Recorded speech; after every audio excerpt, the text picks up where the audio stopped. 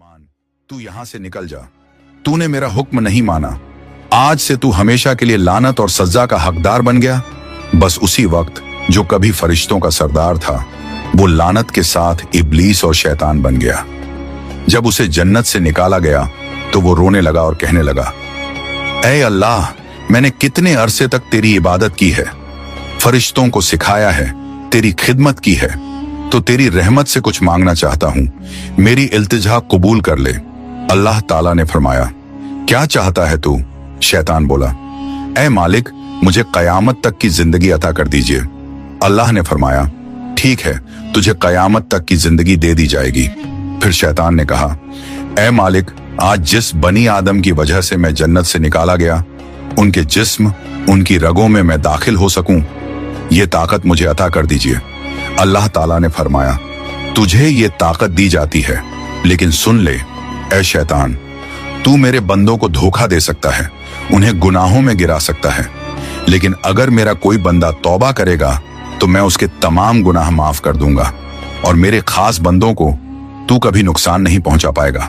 और फिर शैतान को लानत देकर जन्नत से निकाल दिया गया। इसके बाद अल्लाह के हुक्म से हजरत आदम अलैहिस्सलाम का तख्त जन्नतुल फिरदौस में ले जाया गया। वहां आदम अलैहिस्सलाम को पूरी आजादी दी गई कि वो जन्नत की तमाम नेमतों का लुत्फ उठाएं, घूमें फिरें, खाएं पिएं। मगर आदम अलैहिस्सलाम का दिल किसी चीज की तरफ नहीं झुका। वो तन्हा बैठे इबादत करते रहते। उनके चेहरे पर एक गहरी उदासी थी। अल्लाह ताला को आदम अलैहिस्सलाम की ये हालत मालूम हुई तो उन्होंने हजरत जिब्राइल अलैहिस्सलाम को आदम अलैहिस्सलाम के पास भेजा। जिब्राइल अलैहिस्सलाम उनके पास तशरीफ लाए और मुस्कुराकर बोले, ऐ आदम, जन्नत तुम्हें कैसी लग रही है? इस पर हजरत आदम अलैहिस्सलाम ने जवाब दिया, ऐ जिब्राइल, यहाँ सब कुछ अच्छा है, चारों तरफ सुकून और नेमतें हैं, हर चीज काबिले तारीफ है, लेकिन दिल में एक अजीब सी कमी महसूस होती है जिसे मैं बयान भी नहीं कर पा रहा। जिब्राइल अलैहिस्सलाम मुस्कुराए और बोले, हाँ आदम, मैं जानता हूँ, अल्लाह ने मुझे इसी मकसद से भेजा है, फिक्र मत करो, बहुत जल्द तुम्हारी ये कमी पूरी कर दी जाएगी। ये कहकर हजरत जिब्राइल अलैहिस्सलाम वापस लौट गए।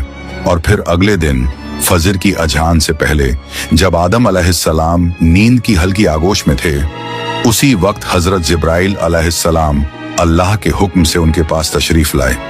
उन्होंने बड़े अदब से हजरत आदम अलैहिस्सलाम की बाईं पसली से एक हड्डी निकाली, उस पर गोश्त और चमड़ा चढ़ाया, फिर उसमें नूरानी सांस फूंक दी और यूं एक नई तख्लीक का आगाज हुआ। फौरन वो हड्डी नूर में डूबने लगी।